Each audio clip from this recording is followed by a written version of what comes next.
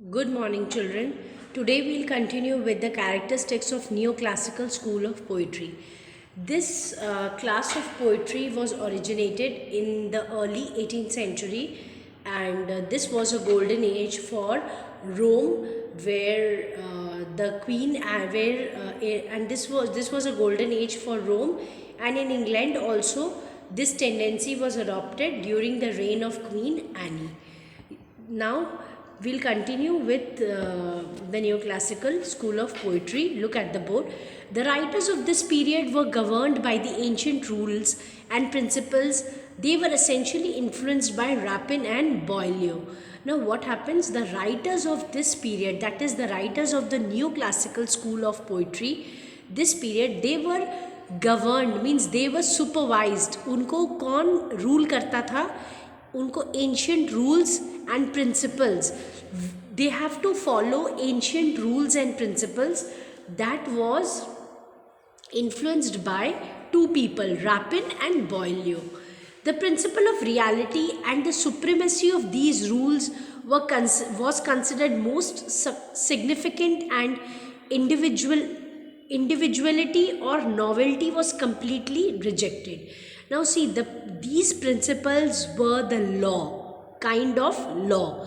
They were so supreme and they were so realistic that everybody have to accept that rules and ignore the individuality or novelty. So any poet of the neoclassical school of poetry will write, can if they will write, they will only write about the rules of they can only write about in considering the rules of those period. Okay, they cannot write anything which is very novel or individual thought or imagination. they cannot write जो खुद सोचते हैं या जो अपने आप से किया गया काम है, that was not accepted, that was absolutely rejected. They have to follow the principle of reality and supremacy.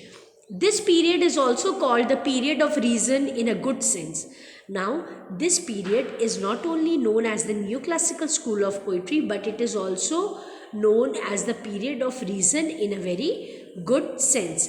It was the age of understanding. Now, actually, it is called the age of understanding. Age of understanding means that the understanding between the readers and the writers. When the aim of literature was to spread knowledge among the common men, with this new development, the real poetic qualities like imagination disappeared. Now see, what is the main aim of English literature? The main aim of English literature is to spread knowledge among whom? Among the common people. Now see, when these literature, it had started developing, and in the form of development, if they have to follow the rules or the supremacy or the reality rules, now in that case what happens? The imaginative quality of the poet, it gets disappeared. वो चली जाती है, जो उनकी अपनी imagination होती है वो चली जाती है, क्योंकि वो किसी और को कॉपी कर रहे होते हैं. The people of this period have developed the religious and philosophical attitude to life. Now, why this imaginative quality have gone? Because the people of this age, they have developed a religious and philosophical attitude. वो लोग का धार्मिक ध्यान ज़्यादा हो गया था. They were more inclined towards religion and philosophy. They had no respect for imagination. Imagine, for like, if a poetic story is based on religion or on philosophy, then they used to give a high respect to that writing. But if a writing, a poetry has been based on imagination, then it will get no respect from the common men. Their outlook was totally rational in all the aspects of life, religious, political and literary. Now they had got different outlook. वो लोगों का different outlook means वो लोगों का देखने का नज़रिया हर चीज़ का अलग था.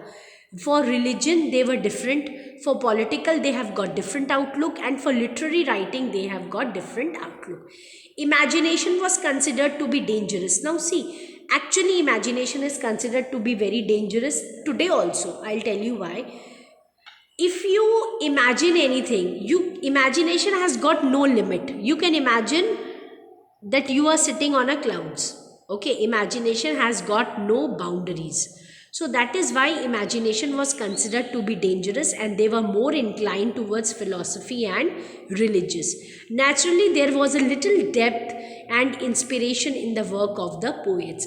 The work of the poets were very deep and they were very inspiring. बहुत गहरा मीनिंग होता था पुराने पोएट्स का, और वो बहुत इंस्पायर करते थे लोगों को. We'll continue tomorrow. Thank you.